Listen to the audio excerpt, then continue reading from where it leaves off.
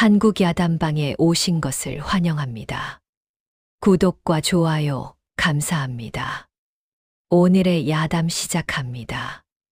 옛날 옛적 영조 임금이 나라를 다스리던 시절, 한양 남쪽 칠패 마을에 박서방이라는 사내가 살았습니다. 마을 사람들은 그를 박돼지라 불렀지요.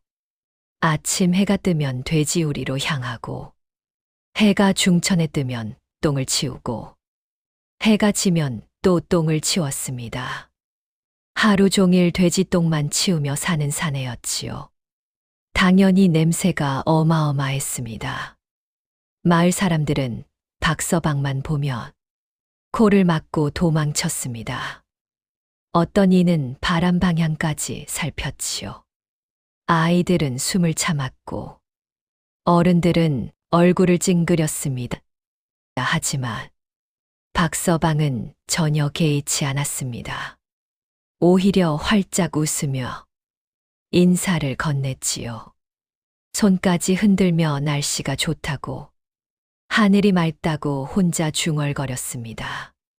사람들은 더 빨리 도망쳤습니다. 박서방은 그저 피식 웃을 뿐이었지요. 뚱뚱한 배를 두드리며 콧노래까지 흥얼거렸습니다. 정말로 아무것도 모르는 사람 같았습니다. 그저 순박하고 멍청한 돼지치는 사내일 뿐이었지요. 돼지우리에서 박서방은 돼지들에게 먹이를 주었습니다. 돼지가 끙끙 울면 머리를 쓰다듬어 주었고, 아프면 걱정스러운 표정을 지었습니다. 마치 가족을 돌보듯 정성스러웠지요. 마을 사람들이 지나가며 킥킥거렸습니다. 돼지한테 말 거는 걸 보고는 미친 사람 취급했지요. 돼지와 박서방이 닮았다며 손가락질했습니다. 박서방은 신경도 쓰지 않았습니다. 그저 돼지들과 함께 있을 뿐이었지요. 해가 저물면 오두막으로 돌아가 죽 한 그릇을 먹었습니다. 보리며 잘 들어간 묽은 죽이었지요. 후루룩 소리 내며 다 먹고는 그릇을 내려놓고 바로 드러누워 코를 골았습니다. 마을 사람들은 다들 알았습니다. 박서방이 얼마나 멍청한 사람인지 말입니다. 글자 하나 모르고 계산도 못하고 그저 돼지나 치우며 사는 천덕꾸러기였지요. 박서방에게도 소원이 하나 있었습니다. 돈을 조금이라도 더 벌고 싶다는 것이었지요. 장터를 지나갈 때마다 떡집 앞에서 침을 꿀꺽 삼켰습니다. 김이 모락모락 나는 송편을 보며 혀를 내둘렀지요. 언젠가 한번 실컷 먹어보고 싶었습니다. 하지만 돼지똥 치우는 일로는 떡을 살 돈이 없었습니다. 하루 품삯이 겨우 닷푼이었지요. 그나마도 제때 받지 못할 때가 많았습니다. 주인 양반은 품삯을 미루기 일쑤였습니다. 박서방은 그저 헤헤 웃으며 허리를 굽혔습니다. 괜찮다고. 천천히 주시라고 했습니다. 주인 양반은 코웃음을 쳤습니다. 바보 같다고 중얼거렸지요. 마을 사람들도 박서방을 우습게만 봤습니다. 품삯도 제대로 못 받으면서 왜 일하느냐고 비웃었습니다. 박서방은 멍청하게 웃기만 했습니다. 어느 날 장터에 고개단이 왔습니다. 칼을 삼키고 불을 뿜는 신기한 재주를 부렸지요. 사람들이 우르르 몰려들었습니다. 박서방도 멍하니 구경했습니다. 입을 딱 벌린 채 넋을 놓고 봤지요. 고기가 끝나자 사람들이 돈을 던졌습니다. 누군가는 10냥을, 누군가는 20냥을 던졌습니다. 박서방은 부러운 눈으로 바라만 봤습니다. 저렇게 쉽게 돈을 버는구나 싶었지요. 하지만 박서방은 아무 재주도 없었습니다. 그저 돼지똥이나 치우는 게 전부였습니다. 그렇게 평범한 날들이 흘러갔습니다. 여름이 무르익어 가던 어느 날이었습니다. 박서방은 평소처럼 돼지우리를 청소하고 있었습니다.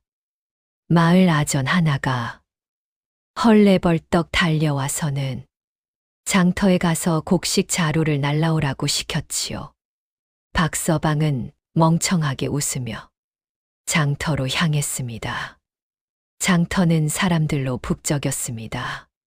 생선 파는 소리, 무명천 파는 소리, 약주 파는 소리가 사방에서 들렸지요. 박서방은 곡식 자루를 지게에 지고 나오려는데 뭔가 이상한 광경을 보았습니다.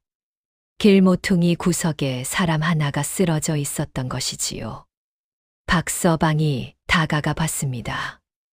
갓을 쓴 선비 차림의 사내였습니다. 하지만 옷은 너덜너덜하고 얼굴은 시커멓게 그을려 있었지요. 술 냄새가 진동했습니다. 쓰러진 사내가 신음을 냈습니다. 박서방이 어리둥절해서 주변을 둘러봤습니다. 사람들이 지나다니며 쳐다보기만 할 뿐 아무도 거들떠보지 않았지요. 지나가던 사람들이 말했습니다. 저 사람은 모르는 거지라고. 사흘 전부터 장터에 나타났어. 술만 처먹더니 저렇게 됐다고 했지요. 거지 주제의 양반 흉내는 내고 있다며 비웃었습니다. 박서방은 쓰러진 사내를 다시 봤습니다. 개 2마리가 다가와 사내 옷을 핥고 있었지요. 그런데 이상했습니다. 사내의 얼굴이 너무 창백했던 것이지요. 술 취한 사람 얼굴은 보통 붉은데 이 사람은 새하였습니다. 입술도 파랗게 질려 있었습니다. 박서방이 고개를 갸웃했습니다. 하지만 곧 생각을 접었지요. 자기가 뭘 안다고 이상하다고 생각하겠습니까? 자루를 지고 일어서려는데 쓰러진 사내의 손이 움찔했습니다. 뭔가 뱉으려는 것 같았지요. 박서방이 다시 쪼그려 앉았습니다. 사내가 눈을 가늘게 떴습니다. 초점 없는 눈동자가 박서방을 향했지요. 입술이 떨렸습니다. 살려달라는 소리를 겨우 내뱉고는 다시 기절했습니다. 주변 사람들이 킥킥거렸습니다. 박돼지한테 친구가 생긴 거 아니냐고. 똥내 나는 놈이랑 술 냄새. 나는 놈이 딱 맞다며 비웃었지요. 박서방은 멍청하게 웃었습니다. 그리고 다시 사내를 봤습니다. 어쩐지 그냥 두고 가기가 찝찝했지요. 박서방은 한참을 망설였습니다. 그냥 지나칠까? 아니면 도와줄까? 쓰러진 사내의 얼굴이 점점 더 창백해졌습니다. 숨소리도 가늘어지는 것 같았지요. 박서방은 결국 한숨을 쉬었습니다. 착한 사람은 손해를 보는 법이라지만 그래도 사람이 죽게 생긴 걸 모른 척할 수는 없었습니다. 지게에 진 곡식 자루를 내려놓고 쓰러진 사내를 업었습니다. 무거웠습니다. 생각보다 건장한 체구였지요. 박서방은 헉헉거리며 사내를 업고 자기 오두막으로 향했습니다. 길을 가는 내내 사람들이 손가락질했습니다. 멍청한 박돼지가 또 쓸데없는 짓을 한다며 비웃었지요. 박서방은 신경 쓰지 않았습니다. 그저 헉헉거리며 걸었습니다. 해가 뉘엿뉘엿 지고 있었습니다. 오두막에 도착했어. 사내를 헛간에 눕혔습니다. 돼지우리 옆 헛간이라 냄새가 심했지만 다른 곳이 없었지요. 박서방은 물을 떠다가 사내의 얼굴을 씻겼습니다. 그리고 이불을 덮어 주었습니다. 자기가 덮던 누더기 이불이었지만 없는 것보다는 나았지요. 사내는 여전히 깨어나지 않았습니다. 박서방은 사내의 이마를 만져봤습니다. 뜨겁지도 차갑지도 않았습니다. 그저 계속 끙끙 앓고 있을 뿐이었지요. 밤이 깊어갔습니다. 박서방은 자기 오두막으로 돌아가 드러누워 코를 골며 잠들었습니다. 헛간에서는 쓰러진 사내가 여전히 신음하고 있었습니다. 달빛이 사내의 얼굴을 비췄습니다. 땀이 비 오듯 흘러내렸고 입술은 파랗게 질려 있었습니다. 이틀이 지났습니다. 사내는 여전히 깨어나지 않았습니다. 박서방은 날마다 헛간을 들여다봤습니다. 물을 떠다 주고 이불을 덮어주고 그저 그뿐이었지요. 마을 사람들이 수군거렸습니다. 박돼지가 거지를 주워다 놨다며 비웃었습니다. 멍청한 짓이라고, 쓸데없는 짓이라고 손가락질했지요. 박서방은 신경 쓰지 않았습니다. 다만 걱정이 되긴 했습니다.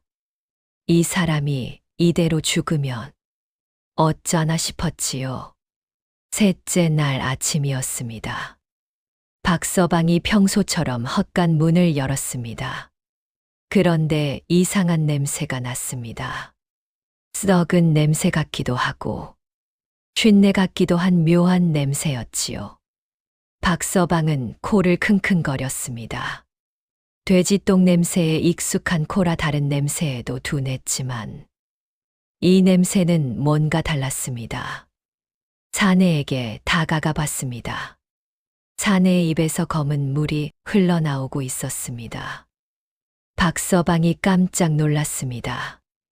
이건 뭔가 이상했습니다. 술 취한 사람한테서 검은 물이 나올 리 없었지요.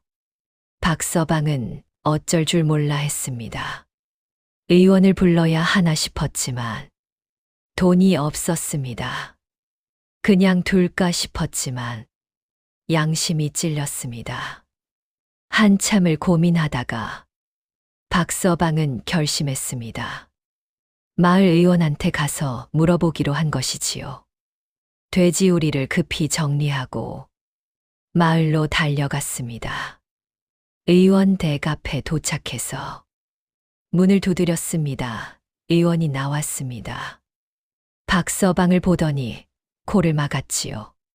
박서방이 숨을 헐떡이며 상황을 설명했습니다.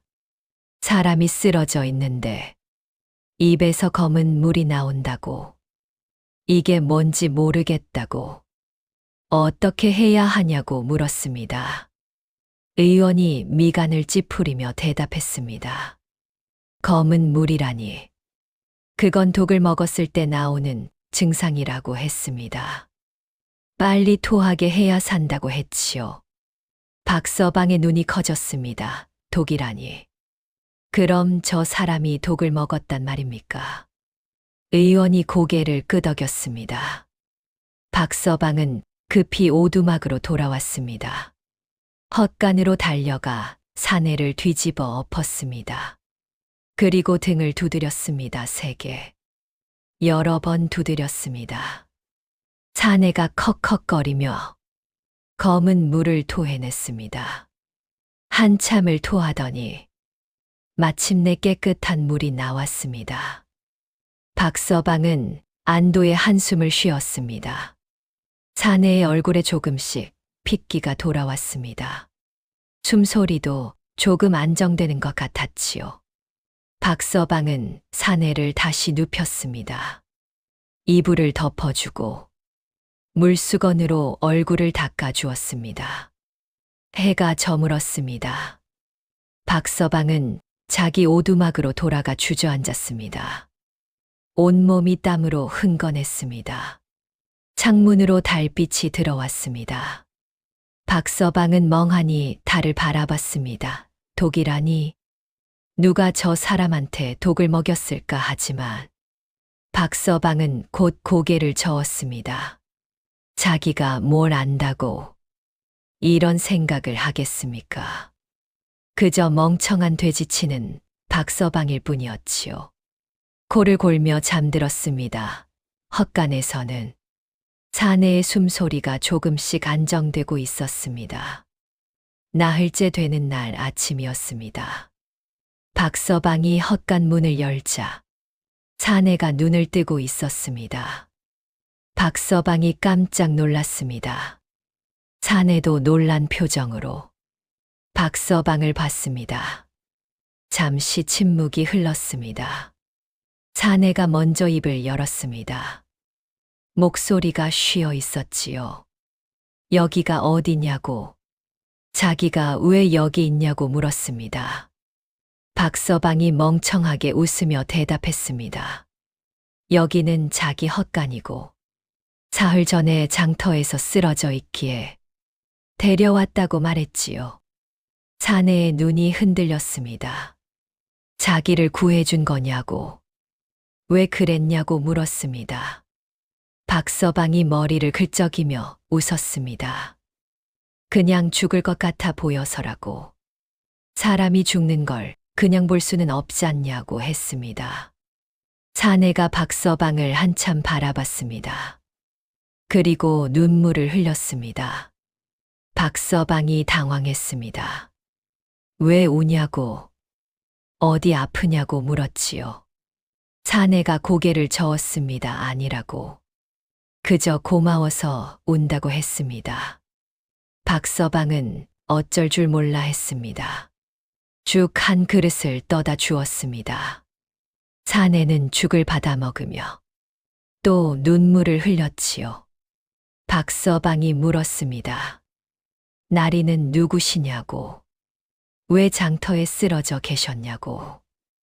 사내가 잠시 망설이더니 대답했습니다. 자기는 최익현이라고. 먼 곳에서 왔다가 강도를 만나 모든 걸 빼앗겼다고 했습니다. 술을 마시다가 정신을 잃었고 깨어보니 여기 있더라는 것이었지요. 박서방은 고개를 끄덕였습니다. 그렇구나. 참 고생이 많으셨다며 동정했습니다. 최익현이 박서방의 손을 잡았습니다. 은인이라고. 평생 잊지 않겠다고 했습니다. 박서방은 쑥스러워하며 웃었습니다. 별 말씀을이라고. 당연한 걸 했을 뿐이라고 했습니다. 최익현이 일어나 앉았습니다. 몸이 아직 휘청거렸지만 괜찮다며 버텼지요. 자기가 나으면 반드시 보답하겠다고 했습니다. 박서방은 손사래를 쳤습니다. 보답은 무슨, 그냥 빨리 나으시기만 하면 된다고 했습니다. 최익현의 눈빛이 깊어졌습니다. 정말 착한 사람이라고. 세상에 이런 사람도 있구나 싶다고 했지요. 박서방은 멍청하게 웃기만 했습니다. 해가 중천에 떠올랐습니다. 박서방은 돼지우리로 가서 일을 했습니다. 헛간에서는 최익현이 창밖을 바라보고 있었습니다. 눈빛에 뭔가 결심한 듯한 기운이 서려 있었지요. 최익현은 빠르게 회복했습니다. 사흘 만에 걸을 수 있게 되었고, 닷새 만에는 완전히 건강을 되찾았지요. 박서방은 기뻐했습니다. 다행이라고. 정말 다행이라고 연신 웃었습니다. 최익현이 박서방에게 물었습니다. 은인의 이름이 무엇이냐고, 어떻게 살아왔냐고. 박서방이 대답했습니다. 자기는 그냥 박서방이라고. 돼지똥 치우며 살아왔다고 했지요. 최익현이 고개를 끄덕였습니다. 그러면서 자기 이야기를 했습니다. 자기는 원래 한양에서 벼슬을 하던 사람이었다고 했습니다. 하지만 간신들의 모함으로 쫓겨났다고 했지요. 억울한 누명을 쓰고 유배를 갔다가 겨우 풀려났다고 했습니다. 그런데 이번에 다시 임금님의 밀명을 받았다고 했습니다. 이 고을의 탐관오리를 벌하라는 명을 받았다는 것이었지요. 박서방의 눈이 커졌습니다. 임금님의 밀명이요. 그럼 날이겠어. 대단한 분이시네요. 최익현이 고개를 끄덕였습니다. 그러면서 품에서 무언가를 꺼냈습니다. 마패였습니다. 번쩍번쩍 빛나는 마패였지요. 박서방이 입을 딱 벌렸습니다. 최익현이 조용히 말했습니다. 자기는 암행어사라고 했습니다. 이 고을의 수령 김익현을 조사하라는 임금님의 명을 받았다고 했지요. 하지만 김익현이 자기를 알아보고 독을 먹였다는 것이었습니다. 강도가 아니라 자객이 습격했고 겨우 도망쳐 장터까지 왔지만 거기서 쓰러졌다고 했습니다. 박서방이 깜짝 놀랐습니다. 그럼 나리께서 정말 죽을 뻔하셨네요. 최익현이 박서방의 손을 잡았습니다. 당신이 아니었으면 정말 죽었을 거라고.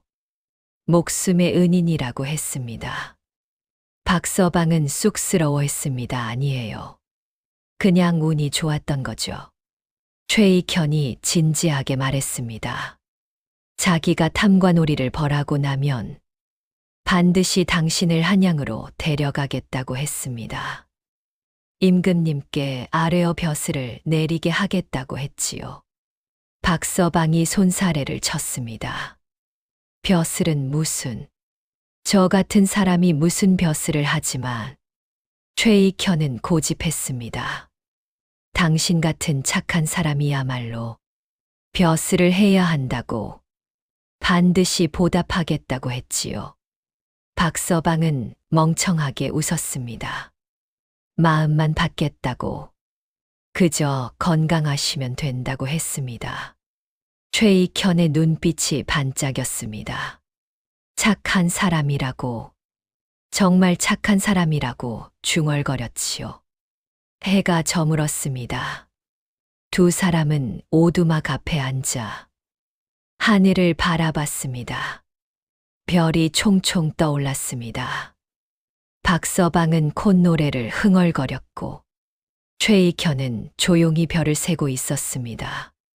평화로운 밤이었습니다. 며칠이 지났습니다. 최익현은 박서방의 헛간에 머물며 몸을 추스렸습니다. 박서방은 날마다 밥을 해다 주고 필요한 것을 챙겨주었지요. 마을 사람들은 여전히 수군거렸습니다. 박돼지가 거지를 먹여 살린다며 비웃었습니다. 멍청한 짓이라고. 나중에 배은망덕당할 거라고 손가락질했지요. 박서방은 신경 쓰지 않았습니다. 그저 헤헤 웃으며 돼지똥이나 치웠습니다. 어느 날 저녁이었습니다. 최익현이 박서방에게 물었습니다. 이 마을 수령 김익현이 어떤 사람이냐고. 백성들한테 어떻게 하느냐고. 박서방이 대답했습니다. 김나리는 나쁜 양반이라고 했습니다. 세금을 많이 걷고 뇌물을 받고 백성들을 괴롭힌다고 했지요. 최익현이 고개를 끄덕였습니다. 역시 탐관오리가 맞구나 싶다며 이를 갈았습니다. 박서방이 물었습니다. 어사또께서 벌하실 건가요? 최익현이 단호하게 말했습니다. 당연하다고. 반드시 벌할 거라고 했지요. 하지만 지금은 때가 아니라고 했습니다. 증거를 모아야 한다고. 확실한 증거가 있어야 임금님께 아를 수 있다고 했습니다. 박서방이 고개를 끄덕였습니다. 그렇구나. 어려운 일이시겠네요. 최익현이 한숨을 쉬었습니다. 자기 혼자서는 힘들다고 도와줄 사람이 필요하다고 했지요. 박서방이 멍청하게 물었습니다. 제가 도와드릴까요? 최익현의 눈이 반짝였습니다. 정말이냐고. 도와줄 수 있냐고 물었습니다. 박서방이 고개를 끄덕였습니다. 뭐든지 시키세요. 제가 할 수 있는 건 다 하겠습니다. 최익현이 박서방의 손을 잡았습니다. 고맙다고. 정말 고맙다고 했습니다. 박서방은 쑥스러워하며 웃었습니다. 별것 아닌데요. 당연한 거죠. 최익현이 말했습니다. 먼저 김익현의 행적을 살펴야 한다고. 언제 누구를 만나고 무엇을 하는지 알아봐야 한다고 했지요. 박서방이 고개를 끄덕였습니다. 알겠습니다. 제가 알아보겠습니다. 다음 날부터 박서방은 김익현을 살폈습니다. 돼지똥을 치우러 다니며 슬쩍슬쩍 관아 근처를 지나갔지요. 김익현이 누구를 만나는지, 무엇을 하는지 눈여겨봤습니다. 저녁이 되면 최익현에게 보고했습니다. 오늘은 누구를 만났고, 무슨 이야기를 했고, 어디를 갔다고 말했지요. 최익현이 고개를 끄덕이며 기록했습니다. 대나무 조각에 글자를 새겨 넣었습니다. 박서방은 신기해했습니다. 어사또께서는 글씨도 잘 쓰신다며 감탄했지요. 최익현이 웃었습니다. 이 정도는 기본이라고. 나중에 당신도 가르쳐 주겠다고 했습니다. 박서방이 손사래를 쳤습니다. 저 같은 사람이 무슨 글을요. 머리가 나빠서 못 배웁니다. 최익현이 고개를 저었습니다. 그렇지 않다고. 당신은 똑똑한 사람이라고 했지요. 박서방은 멍청하게 웃기만 했습니다. 며칠이 그렇게 흘러갔습니다. 보름이 지났습니다. 최익현은 많은 정보를 모았습니다. 김익현이 누구에게 뇌물을 받는지, 어떻게 세금을 횡령하는지, 대략적인 그림이 그려졌지요. 하지만 결정적인 증거가 없었습니다. 최익현이 고민했습니다. 증거 없이는 김익현을 벌할 수 없다고. 장부 같은 게 있어야 한다고 했지요. 박서방이 물었습니다. 장부요. 최익현이 고개를 끄덕였습니다. 김익현이 뇌물과 횡령한 돈을 기록한 장부가 분명히 있을 거라고 했습니다. 그걸 찾아야 한다고 했지요. 박서방이 어리둥절해했습니다. 그런 게 어디 있을까요? 최익현이 말했습니다. 아마 관아에 있을 거라고. 김익현의 사랑채나 곳간에 숨겨놨을 거라고 했지요. 박서방이 고개를 끄덕였습니다. 그럼 어떻게 해야 하나요? 최익현이 한숨을 쉬었습니다. 들어가서 찾아야 한다고. 하지만 자기는 김익현이 알아볼 테니 들어갈 수 없다고 했지요. 박서방이 물었습니다. 그럼 제가 들어갈까요? 최익현이 고개를 저었습니다. 위험하다고. 들키면 큰일 난다고 했습니다. 박서방이 웃었습니다. 괜찮습니다. 저는 똥 치우는 사람이잖아요. 설령 들켜도 멍청한 척하면 됩니다. 최익현이 망설였습니다.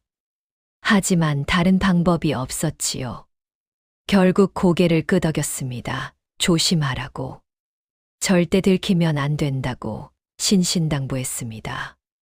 박서방이 멍청하게 웃었습니다. 걱정 마세요. 제가 잘할게요.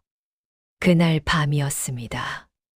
달이 구름에 가려 어두운 밤이었지요. 박서방은 관아로 향했습니다. 뒷담을 타고 넘어갔습니다. 생각보다 쉬웠습니다. 경비가 허술했지요. 박서방은 조용히 사랑채로 다가갔습니다. 창문을 살며시 열었습니다. 안은 조용했습니다. 김익현은 안채에서 자고 있었지요. 박서방은 방 안으로 들어갔습니다. 어둠 속에서 손으로 더듬어 찾았습니다. 문갑, 서랍, 괴짝을 하나씩 열어봤습니다. 한참을 찾던 중 벽장 뒤에 숨겨진 작은 괴짝을 발견했습니다. 박서방이 괴짝을 열었습니다. 안에 장부가 빼곡히 쌓여 있었지요. 박서방은 장부를 꺼내 품에 넣었습니다. 그리고 조용히 방을 나왔습니다. 뒷담을 넘어 도망쳤습니다. 아무도 눈치채지 못했습니다. 박서방은 헐떡이며 오두막으로 돌아왔습니다. 최익현에게 장부를 건넸습니다. 최익현이 장부를 펼쳤습니다. 눈이 커졌습니다. 이거라고. 바로 이거라고 소리쳤지요. 김익현의 모든 비리가 여기 다 기록되어 있었습니다. 뇌물 받은 내역, 횡령한 세금, 백성들을 착취한 기록까지. 최익현이 박서방의 손을 잡았습니다. 잘했다고. 정말 잘했다고 칭찬했습니다. 박서방은 쑥스러워하며 웃었습니다. 별것 아닌데요. 최익현이 말했습니다. 이제 김익현을 벌할 수 있다고. 내일 당장 관하러 가겠다고 했지요. 박서방이 고개를 끄덕였습니다. 그날 밤 두 사람은 설렘에 잠을 이루지 못했습니다. 내일이면 탐관오리가 벌을 받는다는 생각에 가슴이 두근거렸지요. 다음 날 아침이었습니다. 최익현은 단정하게 옷을 차려입었습니다. 비록 누더기였지만 최대한 깨끗이 털어내고 매만졌지요. 박서방도 함께 나설 준비를 했습니다. 최익현이 말했습니다. 오늘 김익현을 응징하겠다고. 마침내 정의가 실현되는 날이라고 했지요. 박서방이 고개를 끄덕였습니다. 기대되네요. 날이 깨서 해내실 거예요. 최익현이 마패를 꺼냈습니다. 번쩍번쩍 빛나는 마패였지요. 이걸 보이면 김익현이 꼼짝 못할 거라고. 암행어사의 권위는 막강하다고 했습니다. 박서방이 감탄했습니다. 대단하시네요. 두 사람은 관하로 향했습니다. 마을 사람들이 수군거렸습니다. 박돼지가 거지랑 어디 가냐며 비웃었지요. 박서방은 신경 쓰지 않았습니다. 관하에 도착했습니다. 사령들이 문을 지키고 있었습니다. 최익현이 당당하게 다가갔습니다. 수령을 만나러 왔다고 했지요. 사령들이 코웃음 쳤습니다. 거지 주제의 수령을 만나겠다고 하냐며 비웃었습니다. 최익현이 마패를 꺼내들었습니다. 암행어사라고.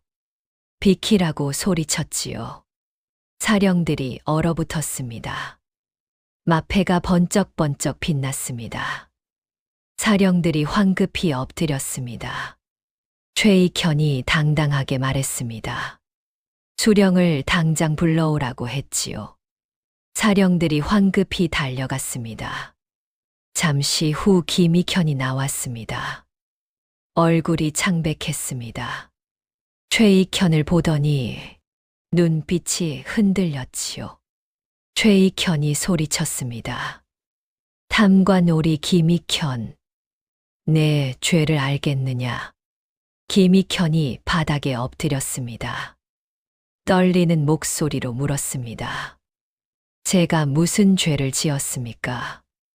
최익현이 장부를 꺼내 던졌습니다. 이게 무엇이냐고. 내가 저지른 모든 비리가 여기 기록되어 있다고 소리쳤지요. 김익현의 얼굴이 새하얗게 질렸습니다. 장부를 보더니 식은땀을 흘렸습니다. 최익현이 말했습니다. 너는 뇌물을 받았고 세금을 횡령했고 백성들을 착취했다고 했습니다. 이 모든 죄를 임금님께 아뢰겠다고 했지요. 김익현이 머리를 조아렸습니다. 용서해 달라고, 잘못했다고 빌었습니다. 최익현이 고개를 저었습니다. 늦었다고. 너는 벌을 받아야 한다고 했지요. 사령들에게 김익현을 묶으라고 명령했습니다. 사령들이 망설였습니다. 하지만 마패의 권위에 눌려 김익현을 묶었지요. 김익현이 울부짖었습니다. 하지만 소용없었습니다. 최익현은 당당하게 서 있었습니다. 마침내 정의가 실현되는 순간이었지요. 박서방은 옆에서 지켜봤습니다. 가슴이 뿌듯했습니다. 나쁜 사람이 벌을 받는다는 게 이렇게 기분 좋은 일인지 몰랐지요. 최익현이 박서방을 돌아봤습니다. 웃으며 고개를 끄덕였습니다. 당신 덕분이라고, 고맙다고 눈빛으로 말했지요. 박서방도 웃으며 고개를 끄덕였습니다. 해가 중천에 떠올랐습니다. 평화로운 아침이었습니다. 하지만 바로 그때였습니다. 관아 문이 벌컥 열렸습니다. 군사들이 우르르 들어왔지요. 최소 20명은 되어 보였습니다. 그 앞에 관복을 입은 사내가 서 있었습니다. 위험 있는 모습이었지요. 사내가 소리쳤습니다. 가짜 암행어사를 잡으러 왔다고 했습니다. 최익현의 얼굴이 굳어졌습니다. 박서방도 당황했습니다. 사내가 최익현을 가리켰습니다. 저자가 가짜라고, 마패도 가짜고, 신분도 가짜라고 소리쳤지요. 최익현이 황급히 외쳤습니다. 무슨 소리냐고. 자기가 진짜 암행어사라고 했습니다. 사내가 코웃음 쳤습니다. 그러면서 품에서 마패를 꺼냈습니다. 그 마패는 최익현의 것과 달랐습니다. 빛이 은은했고 더 정교했지요. 사내가 말했습니다. 자기가 진짜 암행어사 정홍달이라고 했습니다. 임금님의 밀명을 받아 이 고을을 조사하러 왔다고 했지요. 그런데 가짜 어사가 있다는 소문을 듣고 달려왔다는 것이었습니다. 최익현의 얼굴이 창백해졌습니다. 박서방은 어리둥절했습니다. 정홍달이 군사들에게 명령했습니다. 저자를 잡으라고 했지요. 군사들이 최익현에게 달려들었습니다. 최익현이 버둥거렸습니다. 아니라고. 자기가 진짜라고 소리쳤지만 소용없었습니다. 군사들이 최익현을 결박했습니다. 정홍달이 최익현의 마패를 뺏었습니다. 자세히 살펴보더니 코웃음 쳤지요. 조잡한 짝퉁이라고. 한눈에 가짜인 게 보인다고 했습니다. 최익현이 눈물을 흘렸습니다. 박서방은 멍하니 서 있었습니다. 무슨 일이 벌어지는 건지 이해할 수 없었지요. 정홍달이 김익현을 돌아봤습니다. 장부를 집어들더니 읽어봤습니다. 눈빛이 변했습니다. 이게 사실이냐고. 내가 정말 이런 짓을 했느냐고. 물었지요. 김익현이 떨며 대답했습니다. 거짓이라고. 누군가 꾸며낸 거라고 했습니다. 정홍달이 코웃음 쳤습니다. 거짓말 말라고. 필체를 보면 내 손으로 쓴 게 분명하다고 했지요. 김익현의 얼굴이 흙빛이 되었습니다. 정홍달이 군사들에게 명령했습니다. 김익현도 잡으라고 했지요. 군사들이 김익현도 결박했습니다. 김익현이 울부짖었습니다. 하지만 소용없었습니다. 정홍달이 박서방을 돌아봤습니다. 너는 누구냐고 물었습니다. 박서방이 떨며 대답했습니다. 저는 그냥 돼지치는 박서방입니다. 정홍달이 고개를 끄덕였습니다. 이 장부를 어떻게 구했느냐고 물었지요. 박서방이 대답했습니다. 최나리께서 시켜서서. 관아에 들어가 가져왔다고 했습니다. 정홍달의 눈빛이 날카로워졌습니다. 그럼 너도 공범이냐고 물었습니다. 박서방이 황급히 손사래를 쳤습니다. 아니라고. 그저 최나리가 진짜 어사인 줄 알고 도와드린 것뿐이라고 했지요. 정홍달이 한참 박서방을 바라봤습니다. 그러더니 고개를 끄덕였습니다. 알겠다고. 너는 속은 거니 죄가 없다고 했습니다. 박서방은 안도의 한숨을 쉬었습니다. 정홍달이 군사들에게 명령했습니다. 두 사람을 끌고 가라고 했지요. 관아가 조용해졌습니다. 박서방은 멍하니 서 있었습니다. 무슨 일이 벌어진 건지 아직도 이해가 안 됐지요. 정홍달이 박서방에게 다가왔습니다. 수고했다고. 장부를 찾은 건 큰 공이라고 했습니다. 박서방은 고개를 숙였습니다. 사흘이 지났습니다. 마을은 발칵 뒤집혔습니다. 수령 김익현이 잡혔고 가짜 암행어사도 잡혔다는 소문이 퍼졌지요. 박서방은 오두막에 틀어박혀 있었습니다. 마음이 복잡했습니다. 최익현이 가짜였다니, 자기를 속였다니, 배신감이 밀려왔지요. 하지만 한편으로는 이상했습니다. 최익현은 분명 착한 사람이었습니다. 진심으로 고마워했고 백성들을 위한다고 했지요. 그런 사람이 사기꾼이었다니 박서방은 이해할 수 없었습니다. 나흘째 되는 날 정홍달이 찾아왔습니다. 박서방의 오두막 문을 두드렸지요. 박서방이 문을 열었습니다. 정홍달이 들어와 앉았습니다. 할 이야기가 있다고 했습니다. 박서방이 고개를 끄덕였습니다. 정홍달이 말했습니다. 최익현의 진짜 이름은 최춘삼이라고 했습니다. 한양 뒷골목에서 사기를 치던 자라고 했지요. 가짜 마패를 만들어 암행어사 행세를 하며 돈을 뜯어냈다고 했습니다. 박서방의 눈이 커졌습니다. 정홍달이 계속 말했습니다. 최춘삼은 이미 여러 고을을 돌며 같은 수법을 썼다고 했습니다. 수령들을 협박해 돈을 받아냈다고 했지요. 하지만 이번에는 김익현이 눈치챘다고 했습니다. 김익현이 자객을 보내 최춘삼을 죽이려 했다고 했습니다. 박서방이 놀랐습니다. 그럼 최나리가 독을 먹은 건 진짜였나요? 정홍달이 고개를 끄덕였습니다. 그건 사실이라고. 김익현이 독을 먹였다고 했지요. 최춘삼이 겨우 도망쳐 장터에 쓰러진 것이라고 했습니다. 박서방은 고개를 끄덕였습니다. 그렇구나. 그래서 그랬구나. 정홍달이 말했습니다. 최춘삼은 원래 한양에서 하급 아전이었다고 했습니다. 하지만 아버지가 탐관오리한테 억울하게 죽임을 당했다고 했지요. 복수하고 싶었지만 힘이 없어서 못했다고 했습니다. 그래서 가짜 마패를 만들어 암행어사 행세를 하게 된 것이라고 했습니다. 박서방이 한숨을 쉬었습니다. 불쌍한 사람이네요. 정홍달이 고개를 끄덕였습니다.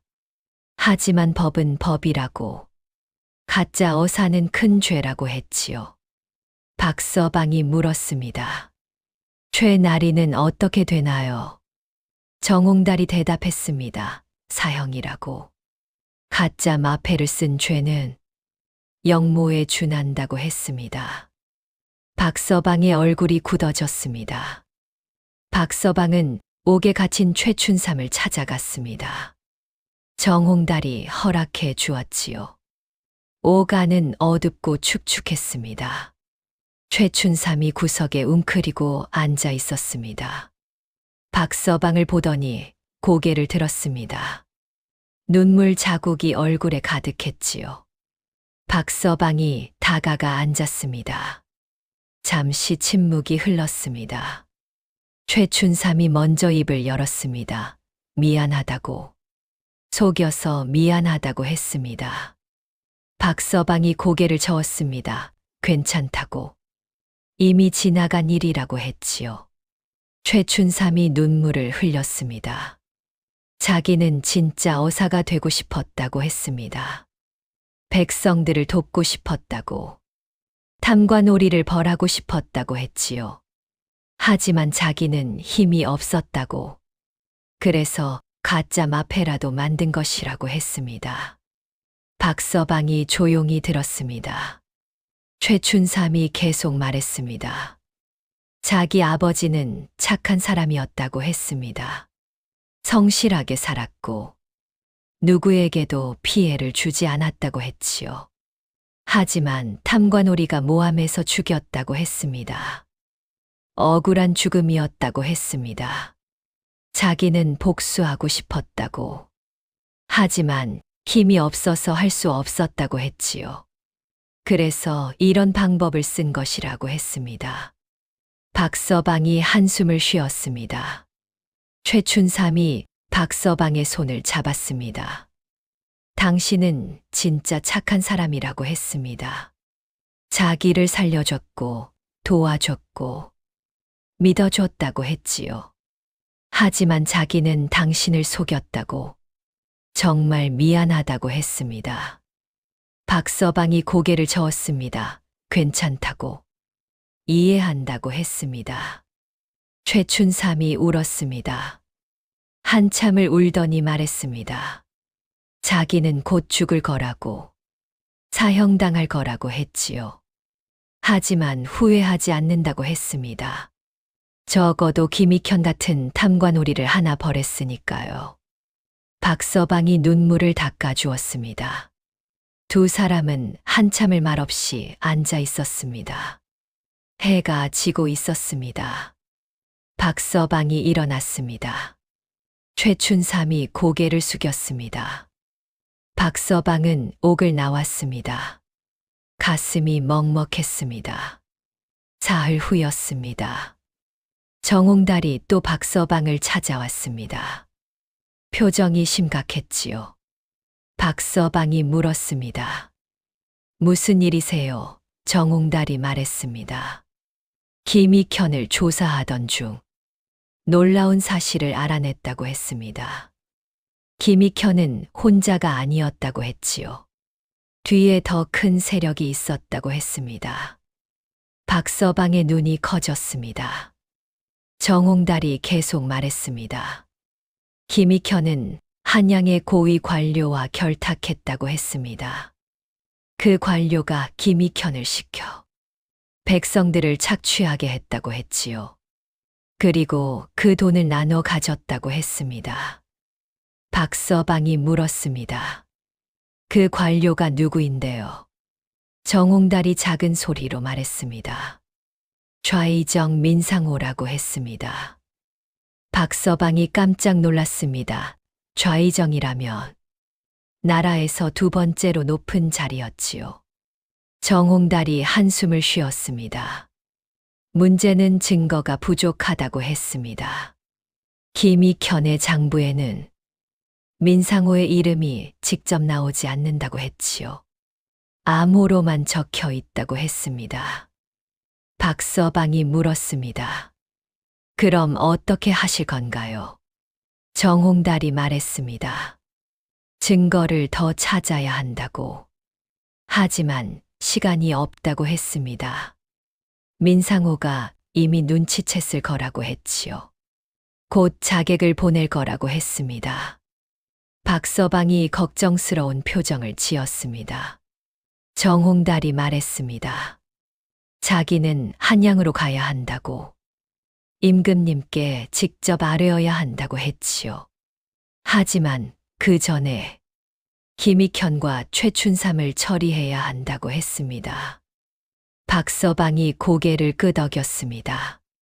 정홍달이 일어섰습니다. 조심하라고. 당신도 위험할 수 있다고 했습니다.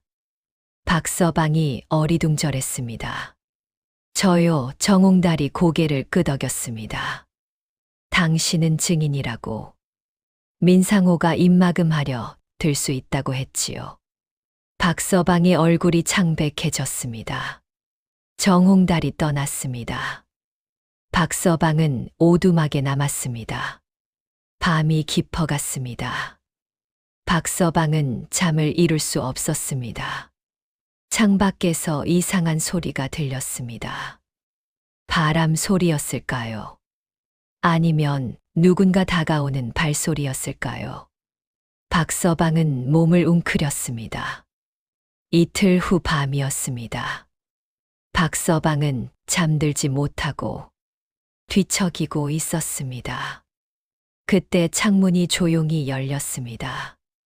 검은 그림자가 안으로 들어왔지요. 박서방이 깜짝 놀라 벌떡 일어났습니다. 그림자는 칼을 들고 있었습니다. 박서방이 소리쳤습니다. 누구요? 그림자가 대답하지 않았습니다. 그저 칼을 들고 다가왔지요. 박서방은 뒤로 물러섰습니다. 등이 벽에 닿았습니다. 더 이상 물러날 곳이 없었지요. 그림자가 칼을 휘둘렀습니다. 박서방은 몸을 낮춰 피했습니다. 칼이 벽을 갈랐습니다. 박서방은 급히 문으로 달려갔습니다. 문을 열고 밖으로 뛰쳐나갔지요. 그림자가 뒤따라왔습니다. 박서방은 숨이 차올랐습니다. 평소 돼지똥만 치우던 몸이라 빨리 달릴 수 없었지요. 그림자가 점점 가까워졌습니다. 박서방은 돼지우리 쪽으로 달렸습니다. 돼지들이 놀라 꿀꿀거렸지요. 박서방은 돼지우리 안으로 뛰어들었습니다. 그림자도 따라 들어왔습니다. 어둠 속에서 칼이 번쩍였습니다. 박서방은 똥 치우는 삽을 집어들었습니다. 칼을 막았지요. 삽과 칼이 부딪혔습니다.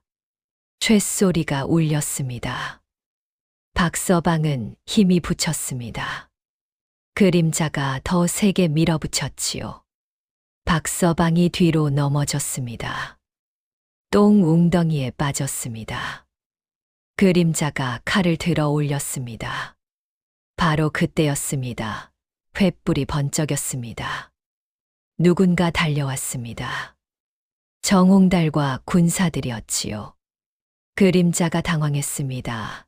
칼을 버리고 도망쳤습니다. 군사들이 쫓아갔습니다. 정홍달이 박서방을 끌어올렸습니다. 괜찮냐고 물었지요. 박서방은 똥 범벅이 된 채 고개를 끄덕였습니다. 정홍달이 한숨을 쉬었습니다. 역시 자객을 보냈다고. 예상대로라고 했습니다. 박서방이 떨며 물었습니다. 어떻게 아셨어요? 정홍달이 대답했습니다. 민상호의 수법이라고. 항상 이렇게 한다고 했지요. 그래서 미리 군사들을 배치해 뒀다고 했습니다. 박서방은 안도의 한숨을 쉬었습니다. 정홍달이 말했습니다. 이제 당신은 더 위험하다고. 한양으로 같이 가야 한다고 했지요. 박서방이 고개를 끄덕였습니다. 그날 밤 박서방은 짐을 쌌습니다. 가진 게 별로 없었지요. 누더기 옷 몇 벌과 돼지들이 전부였습니다. 돼지들을 보며 한숨을 쉬었습니다. 미안하다고. 떠나야 한다고 중얼거렸지요. 돼지들이 꿀꿀거렸습니다. 박서방은 눈물을 닦았습니다. 다음 날 아침이었습니다. 박서방과 정홍달은 한양으로 떠날 준비를 했습니다. 김익현과 최춘삼도 함께 데려가기로 했지요. 관아 마당에 모두 모였습니다. 군사들이 두 사람을 끌고 왔습니다. 김익현은 여전히 울부짖고 있었고 최춘삼은 조용히 고개를 숙이고 있었지요. 정옹달이 출발을 명령하려는 순간이었습니다. 관아 문이 다시 열렸습니다. 화려한 가마가 들어왔지요. 가마에서 관복 입은 노인이 내렸습니다. 정옹달의 얼굴이 굳어졌습니다. 노인이 바로 민상호였습니다. 민상호가 웃으며 다가왔습니다.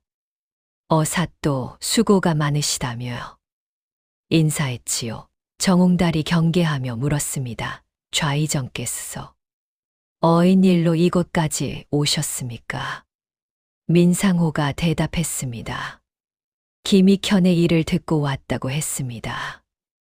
자기가 직접 처리하겠다고 했지요. 정옹달이 고개를 저었습니다. 이미 임금님의 명을 받았다고 자기가 처리할 일이라고 했습니다.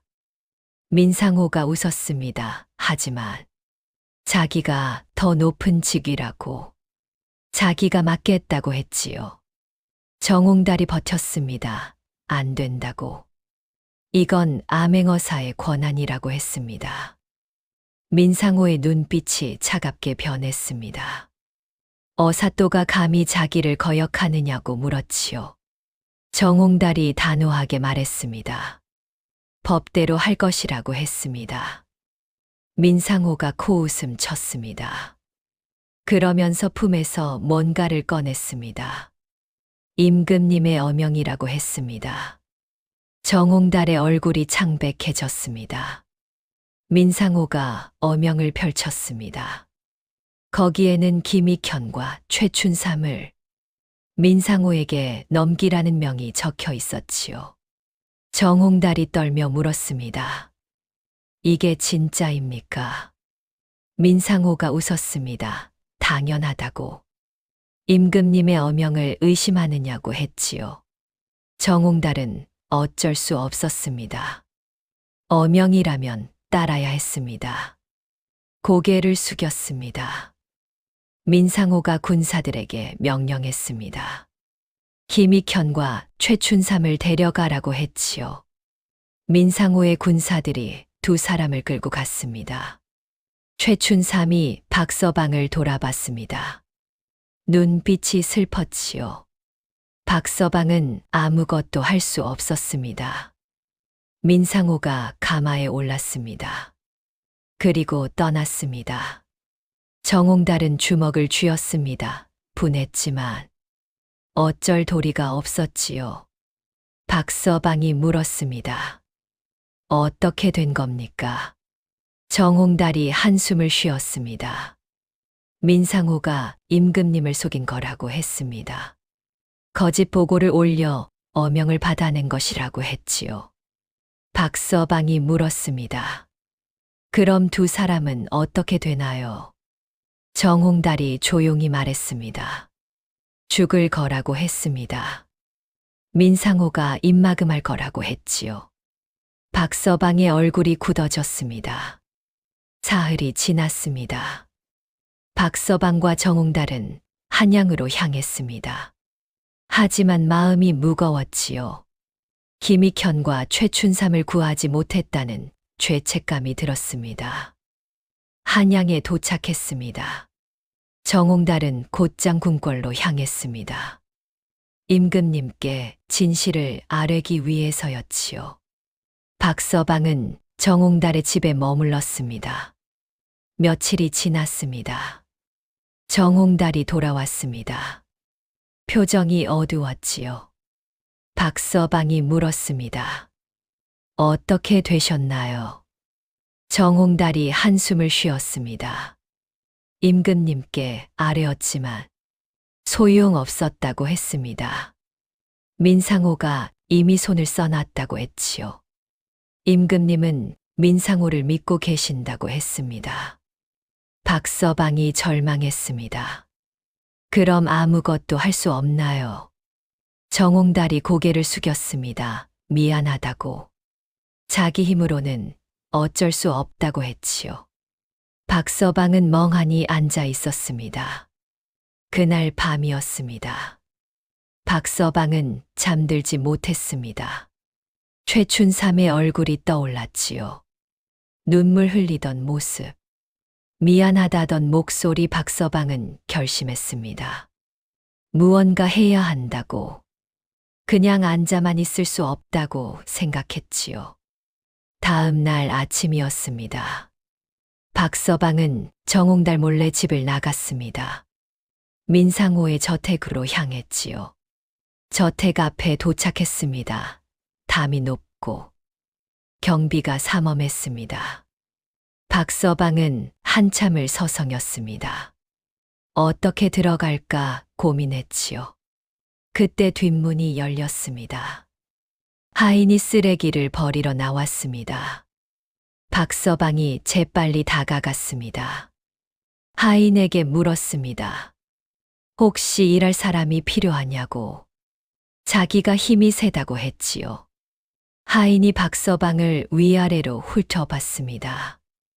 뚱뚱하고 멍청해 보이는 사내였지요. 하인이 고개를 끄덕였습니다. 마침 일손이 부족하다고. 들어오라고 했습니다. 박서방은 그렇게 민상호의 저택 안으로 들어갔습니다. 자벽부로 일하게 되었지요. 청소하고, 집 나르고, 똥도 치웠습니다. 평소 하던 일이라 익숙했습니다. 며칠을 그렇게 지냈습니다. 박서방은 조용히 주변을 살폈습니다. 김익현과 최춘삼이 어디 있는지 찾았지요. 나흘째 되는 날이었습니다. 박서방은 저택 뒤편에 있는 작은 옥사를 발견했습니다. 군사들이 지키고 있었지요. 박서방은 직감했습니다. 저기에 두 사람이 있을 거라고. 밤이 되기를 기다렸습니다. 군사들이 졸고 있을 때 조용히 다가갔습니다. 옥사 창문을 통해 안을 들여다봤지요. 최춘삼이 보였습니다. 김익현도 옆에 있었습니다. 둘 다 상처투성이었습니다. 박서방의 가슴이 아팠습니다. 최춘삼이 고개를 들었습니다. 박서방을 보더니 눈이 커졌지요. 박서방이 입에 손가락을 댔습니다. 조용히 하라는 신호였습니다. 최춘삼이 고개를 끄덕였습니다. 박서방은 주변을 살폈습니다. 자물쇠가 튼튼했습니다. 함부로 열 수 없었지요. 박서방은 일단 물러났습니다. 다른 방법을 찾아야 했습니다. 며칠을 더 기다렸습니다. 그리고 기회를 엿봤습니다. 드디어 그날이 왔습니다. 민상호가 저택을 비운 날이었지요. 궁궐에 들어간다며 아침 일찍 나갔습니다. 박서방은 그 틈을 노렸습니다. 낮이었지만 감행했지요. 경비가 느슨한 시간을 골랐습니다. 자역부 옷을 입후 옥사로 갔습니다. 청소한다며 자연스럽게 접근했지요. 군사들이 의심하지 않았습니다. 박서방은 몰래 가져온 연장으로 자물쇠를 땄습니다. 손이 떨렸지만 해냈습니다. 문이 열렸습니다. 최춘삼과 김익현이 놀란 표정으로 박서방을 봤습니다. 박서방이 속삭였습니다. 빨리 나오라고. 도망가야 한다고 했지요. 최춘삼이 일어났습니다. 김익현도 따라 일어났습니다. 세 사람은 옥사를 빠져나왔습니다. 하지만 바로 그때였습니다. 종이 울렸습니다. 누군가 탈옥을 발견한 것이었지요. 군사들이 우르르 몰려왔습니다. 박서방과 두 사람은 뛰기 시작했습니다. 저택을 빠져나가려 했지만 길이 막혔습니다. 사방에서 군사들이 달려왔지요. 박서방은 당황했습니다. 최춘삼이 박서방의 손을 잡았습니다. 고맙다고. 하지만 이제 끝이라고 했지요. 군사들이 포위했습니다. 칼을 들고 다가왔습니다. 박서방은 눈을 감았습니다. 이제 정말 끝인가 싶었습니다. 바로 그때였습니다. 저택 정문이 벌컥 열렸습니다. 누군가 말을 타고 들어왔습니다. 정홍달이었습니다. 뒤에 궁궐 군사들이 따라왔지요. 정홍달이 소리쳤습니다. 임금님의 명이라고. 모두 칼을 거두라고 했습니다. 민상호의 군사들이 멈칫했습니다. 정홍달이 어명을 꺼내 들었습니다. 진짜 어명이었지요. 군사들이 칼을 내렸습니다. 박서방은 안도의 한숨을 쉬었습니다. 정홍달이 다가왔습니다. 괜찮냐고 물었지요. 박서방이 고개를 끄덕였습니다. 정홍달이 말했습니다. 드디어 증거를 찾았다고. 민상호의 비리를 증명할 수 있게 됐다고 했습니다. 박서방이 놀라며 물었습니다. 어떻게요? 정홍달이 대답했습니다. 당신 덕분이라고 했습니다. 박서방이 어리둥절해했습니다. 정홍달이 설명했습니다. 당신이 민상호 저택에 들어간 걸 알고 뒤를 밟았다고 했습니다. 그러다가 민상호의 비밀 장부를 발견했다고 했지요. 저택 지하에 숨겨져 있던 장부였습니다. 거기에 모든 비리가 기록되어 있었다고 했습니다. 박서방의 눈이 커졌습니다. 정홍달이 웃었습니다. 이제 민상호를 벌할 수 있다고. 드디어 정의가 실현된다고 했지요. 박서방도 웃었습니다. 사흘 후였습니다. 궁궐 전각에 모두 모였습니다. 임금님이 앉아 계셨고 대신들이 줄지어 서 있었지요.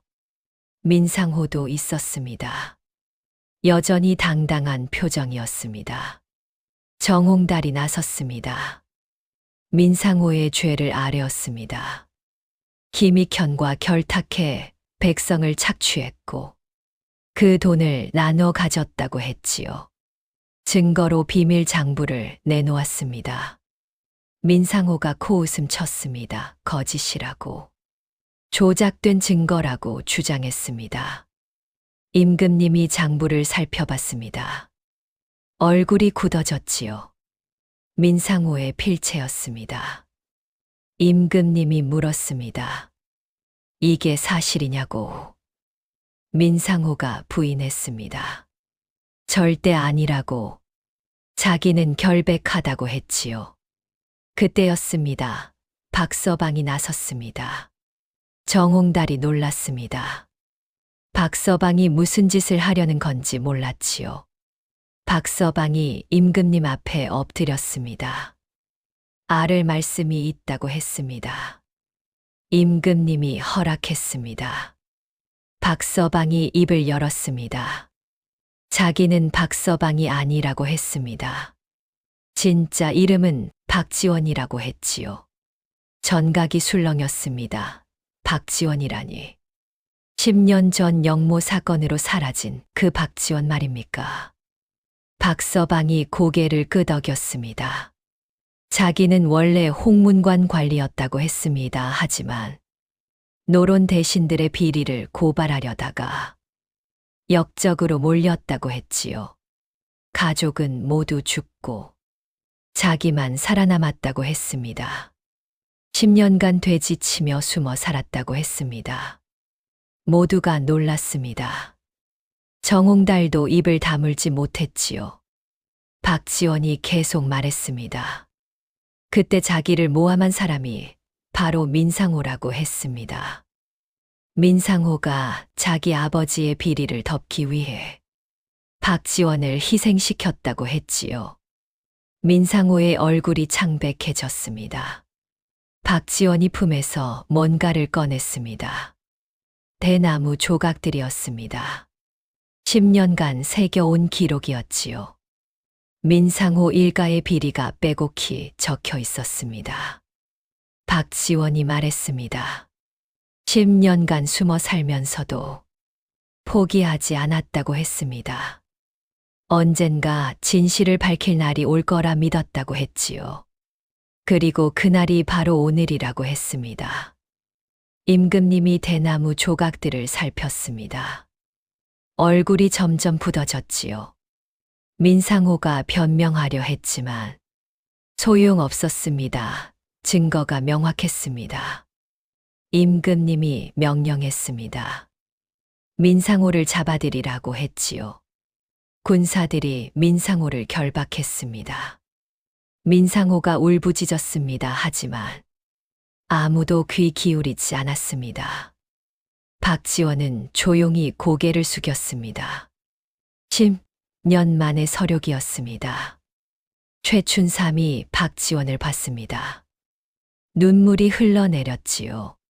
정말 대단한 사람이었습니다. 멍청한 척하면서도 모든 걸 준비하고 있었던 것이지요. 민상호는 사형을 선고받았습니다. 김익현도 마찬가지였지요. 두 사람은 백성들 앞에서 처형되었습니다. 백성들이 환호했습니다. 마침내 탐관오리들이 벌을 받은 것이었지요. 박지원은 복권되었습니다. 10년 전에 영모 혐의가 풀렸습니다.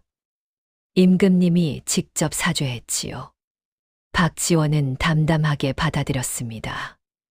이미 지나간 일이라고, 이제는 괜찮다고 했습니다. 임금님이 벼슬을 내리려 했습니다. 하지만 박지원은 거절했습니다. 다시 조정으로 돌아가고 싶지 않다고 했지요. 그저 평범하게 살고 싶다고 했습니다. 임금님이 아쉬워했지만 허락했습니다. 대신 칠패 마을에 땅을 하사했지요. 박지원은 고맙다며 절했습니다. 최춘삼도 용서받았습니다. 가짜 어사 행세를 한 죄는 있었지만 탐관오리를 벌하는데 도움을 주었다는 점이 참작되었지요. 정홍달이 최춘삼을 거두었습니다. 제자로 삼아 가르치겠다고 했습니다. 최춘삼은 감격해서 눈물을 흘렸습니다. 진짜 관리가 될 수 있는 기회를 얻은 것이었지요. 박지원이 최춘삼의 손을 잡았습니다. 잘하라고. 백성들을 위하는 진짜 관리가 되라고 했습니다. 최춘삼이 고개를 끄덕였습니다. 반드시 그렇게 하겠다고. 박지원의 은혜를 평생 잊지 않겠다고 했지요. 박지원은 웃었습니다. 은혜는 무슨, 서로 도운 것뿐이라고 했습니다. 정홍달도 박지원에게 감사했습니다. 박지원이 아니었으면 민상호를 벌할 수 없었겠소고 116을 거라고 했지요. 박지원은 손사래를 쳤습니다. 다들 함께 해낸 일이라고 했습니다. 며칠 후였습니다. 박지원은 한양을 떠났습니다. 칠패 마을로 돌아가는 길이었지요. 정홍달과 최춘삼이 배웅을 나왔습니다. 박지원이 말했습니다. 건강하라고. 좋은 관리가 되라고 했습니다. 두 사람이 고개를 숙였습니다. 박지원은 말에 올랐습니다. 그리고 칠패 마을로 향했지요. 길은 멀었지만 마음은 가벼웠습니다. 드디어 모든 게 끝났다는 안도감이 들었습니다. 해가 저물고 있었습니다. 석양이 아름다웠지요. 박지원은 콧노래를 흥얼거리며 길을 갔습니다. 박지원은 칠패 마을로 돌아왔습니다. 마을 사람들이 놀랐습니다. 박돼지가 돌아왔다며 수군거렸지요. 하지만 이제 박지원을 보는 눈빛이 달랐습니다. 한양에서 일어난 일이 소문으로 퍼졌기 때문이었습니다. 박돼지가 사실은 대단한 사람이었다는 소문이었지요. 박지원은 신경 쓰지 않았습니다. 오두막으로 돌아가 짐을 풀었습니다. 돼지우리는 그대로였습니다. 돼지들이 꿀꿀거리며 반겼지요.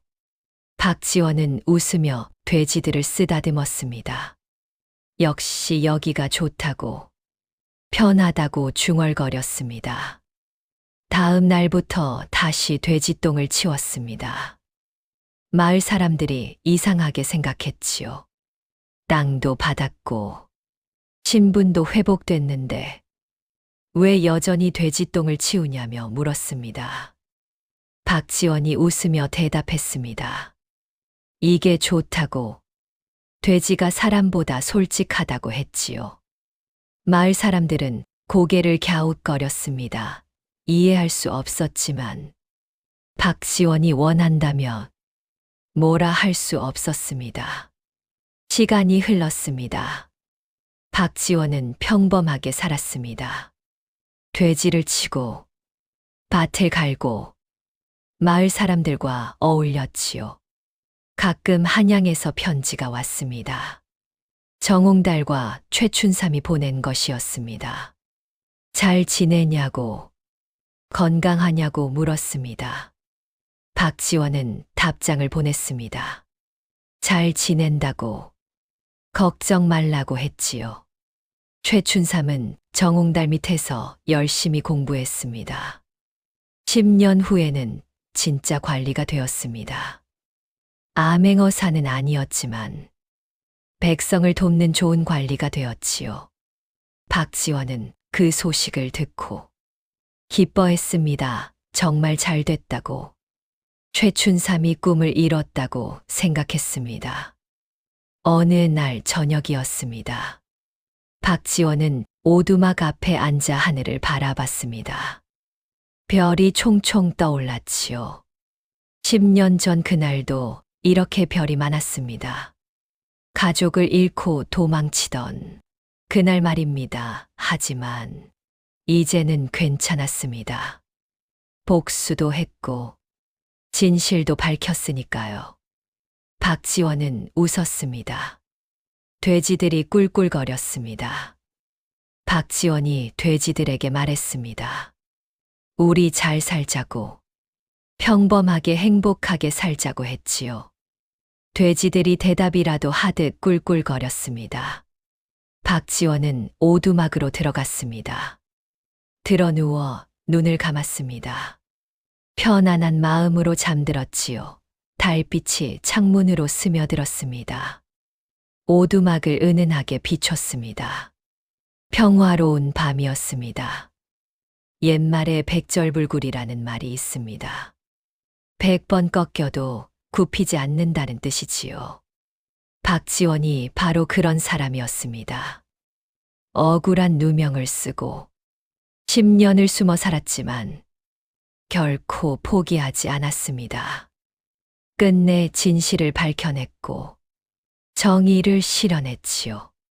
비록 평범한 삶을 선택했지만 그의 정신만은 결코 평범하지 않았습니다. 가짜 어사 최춘삼도 마찬가지였습니다. 잘못된 방법을 썼지만 마음만은 진실했습니다. 백성을 돕고 싶었고 탐관오리를 벌하고 싶었지요. 그리고 박지원을 만나 진짜 꿈을 이룰 수 있었습니다. 세상에는 많은 가짜가 있습니다. 하지만 때로는 가짜보다 더 진실한 마음을 가진 사람도 있습니다. 중요한 건 겉모습이 아니라 마음이지요. 박지원과 최춘삼이 그걸 증명했습니다. 다음 영상을 빠르게 만나보시려면 좋아요와 구독을 눌러주세요. 그럼 더 재미있는 영상으로 찾아뵙겠습니다. 모두 행복한 하루 보내세요.